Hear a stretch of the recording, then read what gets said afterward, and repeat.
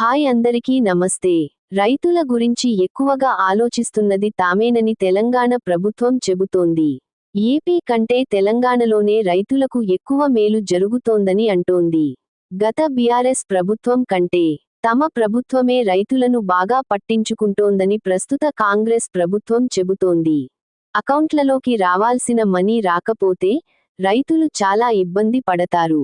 పెద్ద సమస్య ఏంటంటే ఆ డబ్బు కోసం ఎవర్ని అడగాలి అనేది. అధికారులు అందుబాటులో ఉండరు. వారిని కలుద్దామంటే అధికారులు ఎప్పుడూ బిజీగానే ఉంటారు. దాంతో అకౌంట్లలోకి మనీ రాని రైతులు ఇబ్బంది పడుతూ ఉంటారు. ఇప్పుడు తెలంగాణలో మరోసారి అలాంటి పరిస్థితులు క్షేత్ర స్థాయిలో కనిపిస్తున్నాయి.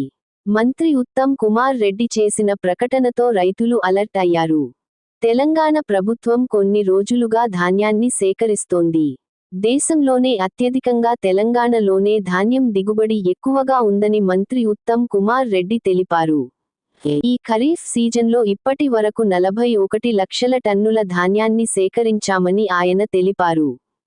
ధాన్యం సేకరించిన 48 గంటల్లో రైతుల బ్యాంక్ అకౌంట్లలో 7,887 కోట్లను మద్దతు ధర ప్రకారం జమ చేశామని మంత్రి వివరించారు. తద్వారా 7,50,000 మంది రైతులకు ప్రయోజనం కలిగిందని చెప్పారు. మంత్రి మరో విషయానికి కూడా చెప్పారు. సన్న వడ్లను కొన్న రైతులకు బోనస్ కింద 314 కోట్లు చెల్లించామని చెప్పారు. ధాన్యం సేకరణలో తెలంగాణతో పోల్చితే ఏపీ చాలా వెనకబడి ఉంది అని మంత్రి అన్నారు. ఇందుకోసం ఆయన ఒక లెక్క కూడా చెప్పారు.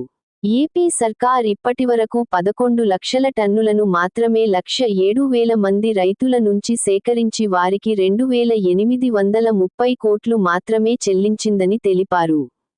ఏపీ కంటే తెలంగాణ 4 రెట్లు ఎక్కువగా ధాన్యాన్ని సేకరించిందని మంత్రి చెప్పారు.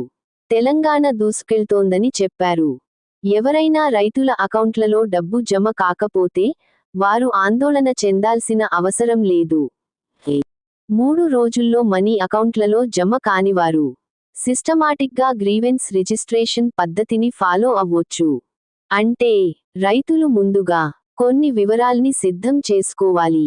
ధాన్యం అమ్మిన కొనుగోలు కేంద్రం పేరు, తేదీ, క్వింటాళ్ల ఆ లెక్కలను ఓ పేపర్పై రాసి ఉంచుకోవాలి.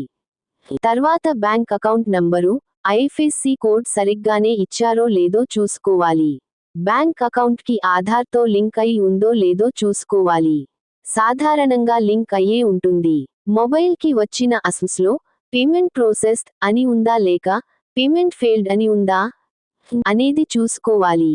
ఆ తర్వాత నెక్స్ట్ స్టెప్ ఫాలో అవ్వాలి. డబ్బు రాకపోతే ఇలా చేయండి. ఆన్లైన్లో ఫిర్యాదు చేయవచ్చు. ఇందుకోసం వెబ్సైట్ civilsupplies.telangana.gov.in లో కంప్లైంట్ ఇవ్వొచ్చు. ఈ సైట్లలోని ఫార్మర్ కార్నర్కి వెళ్ళండి. అక్కడ గ్రీవెన్స్ రిజిస్ట్రేషన్ లోకి వెళ్ళండి. ఇందులోకి వెళ్ళాక కొన్ని డీటెయిల్స్ ఇవ్వాలి. అవి రైతు మొబైల్ నంబరు, ఆధార్ నంబరు, రైతు పాస్బుక్ నంబరు, కొనుగోలు చేసిన కేంద్రం పేరు మరియు తేదీ, ఎన్ని క్వింటాళ్లు అమ్మారు, బ్యాంక్ ఖాతా డీటెయిల్స్ ఇవ్వాలి. తర్వాత ఫిర్యాదు నంబరు వస్తుంది. 3 నుంచి 7 రోజుల్లో డబ్బు వచ్చే ఛాన్స్ 90% దాకా ఉంటుంది.